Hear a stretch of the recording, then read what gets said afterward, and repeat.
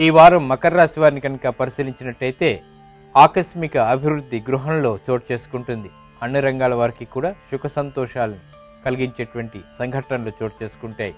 విద్యాపరమైనటువంటి అభివృద్ధి విద్యార్థులకి ఆనందాన్ని కలిగిస్తుంది. వ్యాపారస్తులకు కూడా అభివృద్ధి కార్యక్రమాల ద్వారా ఖర్చులు ఉన్నప్పటికీ ఆనందం లభిస్తుంది. వృత్తి వ్యాపారస్తులకు కూడా సాధించగలిగేటువంటి కార్యక్రమాలని సంపూర్ణంగా నిర్వహించగలుగుతారు. స్త్రీలకి శుభ సంఘటనలు చోటు చేసుకుంటాయి. వ్యవసాయ రంగం వారికి కూడా ఉత్తమమైనటువంటి ఫలితాలు, మంచి పంటల దిగుబడి ఏర్పడతాయి. తద్వారా ఆనందం కూడా లభిస్తుంది. ఇక ఈ మకర రాశి వారికి ప్రతికూల గ్రహం ఈ వారంలో పరిశీలించినట్టయితే రవిగ్రహం ప్రతికూలతని కలిగిస్తుంది. ఈ రవిగ్రహ ప్రతికూల నివారణకై గోధుమల దానం చాలా ఉపయోగపడుతుంది.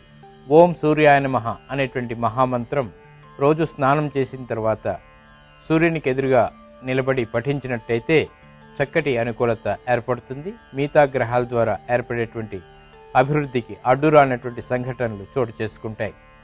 ఈ వారం మకర రాశి వారు చేపట్టవలసినటువంటి కార్యక్రమాలను పరిశీలించినట్టయితే నూతన వాహన కొనుగోళ్లు మకర రాశి వారికి బాగా లాభిస్తాయి.